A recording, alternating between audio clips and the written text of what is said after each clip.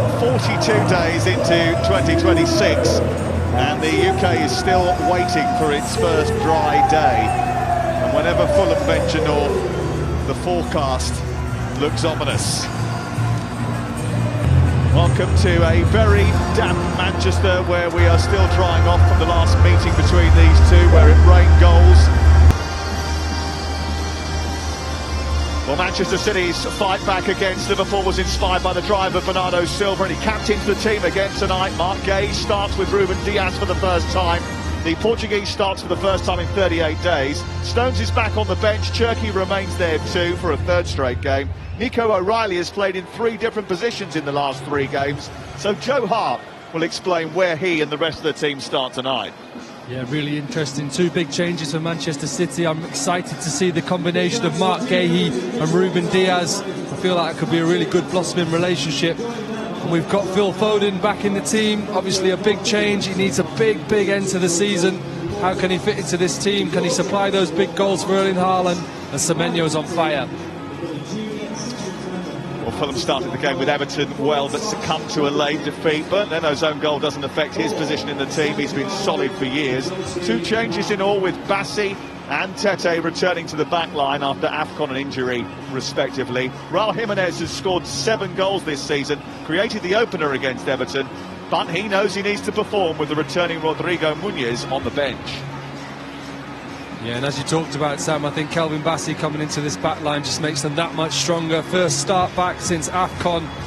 And Harry Wilson, he's writing his own contracts and checks at the moment. He'll be a real threat for Manchester City. They'll be totally aware of that. Just that, Manchester City have won every single one of the last 19 games against tonight's opponents. There is not much that is certain in the Premier League, but you know at some point it's going to rain in this part of the world, and Manchester City will always beat Fulham. Well, Erling Haaland reached 100 Premier League goals faster than anyone else when these two met in December, but by his standards the goals have dried up a little bit. He only has 2 in his last 8 Premier League games, and they've both been penalties, but beware, he's got 7 in 7 against Fulham. Harry Wilson is having the best season of his career, but he didn't have his best game at the weekend. That said, he's in one hell of a purple patch. 9 goals this season, 8 of them since the start of November, and he is out of contract in the summer. Pep Guardiola shrugged off the controversy at the end of the Liverpool game that saw a 3rd City goal chalked off. He's been a lot breezier over the last few weeks. I think he's enjoying the chase. Marco Silva doesn't enjoy his duels with Pep Guardiola, though. He's played them with Olympiacos, Hull, Everton, Watford and Fulham, and he has lost every single time. Can tonight be different? Well, Marco Silva was very critical of the referee John Brooks' performance on their last visit to Manchester 10 days ago when they lost at Old Trafford. Paul Tierney will hope to have a quieter evening tonight. We do have VAR, it's Neil Davis.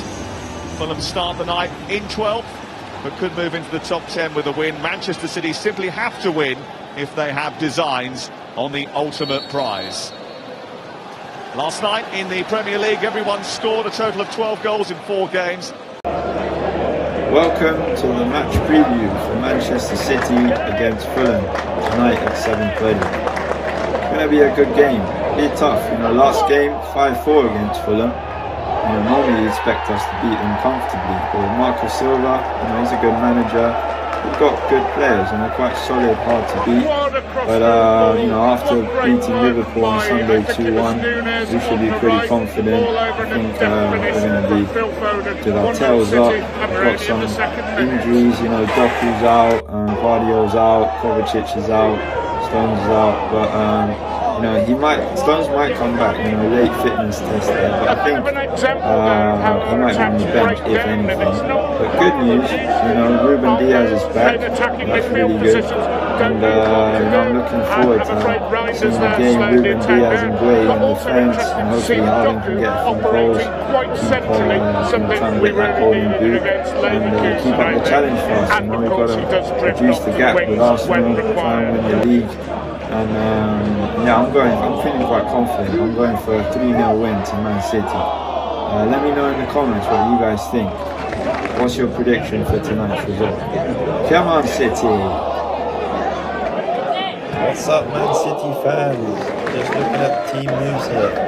We've got Donnarumma in goal. We've got Nunes, his right back. Ruben Diaz and Mark Gui as centre backs. Can't wait to see them together. What a partnership. We've got Ike Nuri, his left back. And we've got here Rodri, he's back in the team, defensive midfielder. Bernardo Silva alongside. Nico O'Reilly's comes into the midfield. We've got Semenyo. And we've got Phil Foden back in the team. And then we've got the mighty Erling Haaland. It's going to be a great game. Doesn't surprise me there's a check, because I mean when I saw what went on, you don't normally score from the corner that swings in towards the near post with, well, a defender.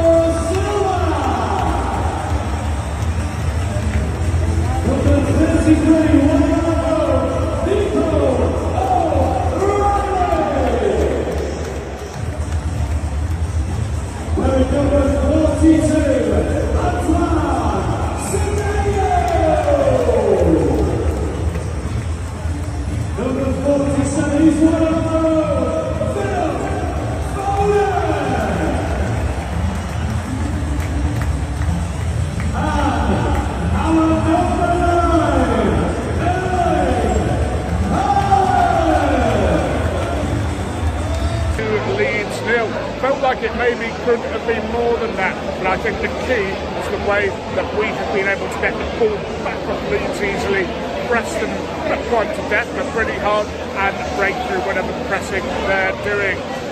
2 goals, one a really nice volley from Phil Foden, some wayward shooting or some good Leeds blocks as well. Also some moves broke down unnecessarily when we were in a fast transitional counter-attack. But I am confident going into the second half. Certainly one more will make sure of it. I know we had that 3-3 against Feyenoord. I don't think that's going to happen again. But we need to keep our feet on the gas, get that third and put the game away. Come on, City. It's across from the Easter, actually, yeah.